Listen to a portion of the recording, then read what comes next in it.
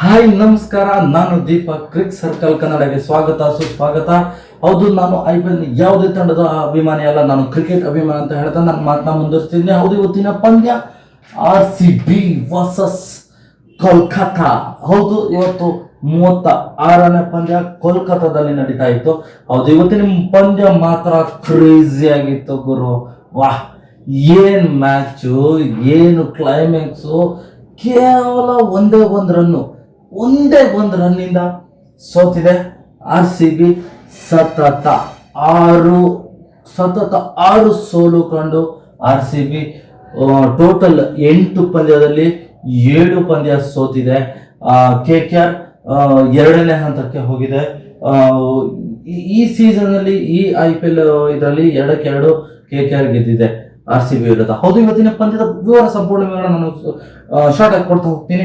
ಇವತ್ತಿನ ಪಂದ್ಯದ ಮೊದಲ ಬ್ಯಾಟಿಂಗ್ ಮಾಡಿದ್ದು KKR 2 ರನ್ ಹೊಡೆದಿದ್ರು. ಬಿಗ್ ಸ್ಕೋರ್ ಅಂತ ಹೇಳ್ಬೋದು, ಬಿಗ್ ಟಾರ್ಗೆಟ್. ಉತ್ತಮವಾದ ಬ್ಯಾಟಿಂಗ್ ಪ್ರದರ್ಶನ ಮಾಡಿದ್ರು. ಅದೇ ರೀತಿ ಸಾಲ್ಟ್ ಏನ್ ಬ್ಯಾಟ್ಸ್ಮನ್ ಗುರು, ಸ್ಟಾರ್ಟಿಂಗ್ ಇಂದಾನೆ ಹೊಡೆಯಕ್ಕೆ ಸ್ಟಾರ್ಟ್ ಮಾಡ್ತಾರೆ. ಅಲ್ಲಿ ನೋಡಿದ್ರೆ ಹೈದರಾಬಾದ್ ಹೊಡಿತಾರೆ, ಇಲ್ಲಿ ನೋಡಿದ್ರೆ KKR ಹೊಡಿತಾರೆ. ಯಾರು ನೋಡಿದ್ರು ಹೊಡಿತಾರೆ. ಏನ್ ಬ್ಯಾಟಿಂಗು.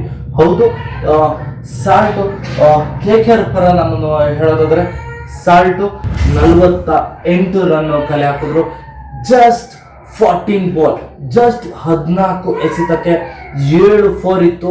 ಅದರಲ್ಲಿ ಇನ್ನು ಕ್ಯಾಪ್ಟನ್ಸಿ ಆಟ, ತುಂಬಾ ದಿನಗಳ ನಂತರ ಕ್ಯಾಪ್ಟನ್ಸಿ ಆಟ ಹೊರ ಬಂದಿತ್ತು.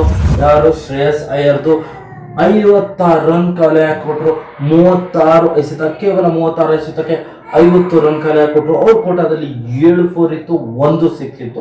ಕೇವಲ 9 ಎಸೆತ ಆಡ್ಬಿಟ್ಟು 24 ರನ್ ಕಲೆ ಹಾಕೊಟ್ರು. ಅವ್ರ ಕೋಟಾದಲ್ಲಿ ಇತ್ತು 2 6 2 4 ಒಳಗೊಂಡಿತ್ತು. ಹೌದು, ಇದು ಬ್ಯಾಟಿಂಗ್ ಲೈನ್ ಅಪ್ ಆದ್ರೆ KKRದು.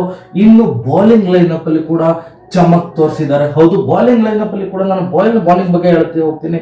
ಇನ್ನು ರಾಣಾ ಅವನ ಆಟಿಟ್ಯೂಡು, ಅವನ ಅಗ್ರೆಸಿವ್ ತುಂಬಾನೇ ಸೂಪರ್ ಆಗಿರುತ್ತೆ.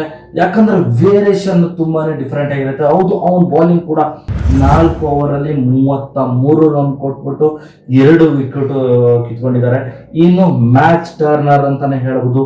ರಸಲ್ 3 ಓವರ್ಗೆ 25 ರನ್ ಕೊಟ್ಬಿಟ್ಟು ಇಂಪಾರ್ಟೆಂಟ್ ಇರೋ 3 ವಿಕೆಟ್ ನ ತಗೊಂಡಿದ್ದಾರೆ. ಉತ್ತಮವಾದ ಟರ್ನಿಂಗ್ ಪಾಯಿಂಟ್ ಅನ್ನೇ ಮಾಡ್ಕೊಟ್ಟಿದ್ದಾರೆ ರಸಲ್. ಅದ್ರ ಜೊತೆಗೆ ಇನ್ನೊಬ್ಬ ಸಾಥ್ ಕೊಟ್ಟು ಟರ್ನಿಂಗ್ ಪಾಯಿಂಟ್ ಅಲ್ಲಿ ನಾರಾಯಣ್. ಹೌದು, ನಾರಾಯಣ್ ಬೌಲಿಂಗ್ ನೋಡೋದ್ ಮಟ್ಟಿಗೆ ಅವ್ರ ಎವರೇಜ್ ಕೂಡ ಅವ್ರದ್ದು 6 7 8 ಅಷ್ಟೇ ಇರುತ್ತೆ. ಅದಕ್ಕಿಂತ ಹೈಯೆಸ್ಟ್ ಹೋಗಲ್ಲ, ಬಹಳ ರೇಯರ್. ಅವರು ಬೌಲಿಂಗ್ ಇದರಲ್ಲಿ 4 ಓವರ್ ಅಲ್ಲಿ 34 ರನ್ ಕೊಟ್ಬಿಟ್ಟು 2 ವಿಕೆಟ್ ನ ಕಬಳಿಸ್ಕೊಟ್ಬಿಟ್ರು. ಇದು KKR ಬೌಲಿಂಗ್ ಲೈನ್ ಅಪ್. ಆದ್ರೆ ಇನ್ನು ನಾನು RCB ಕಡೆ ಹೋಗ್ತೀನಿ. ಕೊಹ್ಲಿ ಡುಪ್ಲಿಸ್ ಬೇಗನೆ ಔಟ್ ಆಗ್ಬಿಟ್ರು. ಇದರಲ್ಲಿ ಜಾಕ್ಸ್ ಮೇಜರ್ ಆಗಿ RCBಗೆ ಬಲ ತಂದ್ಕೊಟ್ರು. ಬಲ ತಂದ್ಕೊಟ್ರು ಅಂತಾನೆ ಹೇಳ್ಬೋದು. ಯಾಕಂದ್ರೆ RCB ಯಾವುದೇ ಬಿಗ್ ಸ್ಕೋರ್ ಬರ್ತಿಲ್ಲ ಆಟಗಾರ ಕಡೆಯಿಂದ. ಜಾಕ್ಸ್ ಉತ್ತಮವಾದ ಬ್ಯಾಟಿಂಗ್ ಆಡಿಸ್ಕೊಟ್ರು. ಜಾಕ್ಸ್ ಕೋಟದಲ್ಲಿ 32 ಎಸೆತ 55 ರನ್ ಕಲೆ ಹಾಕೊಟ್ರು. 4 4 5 6 ಇತ್ತು ಅವರೊಟ್ಟಿಗೆ. ಇನ್ನು ಪಟಿದಾರ್ ಈಗೀಗ ಸ್ವಲ್ಪ ಚೆನ್ನಾಗಿ ಬ್ಯಾಟಿಂಗ್ ಆಡ್ಕೊಟ್ಟಿದ್ದಾರೆ.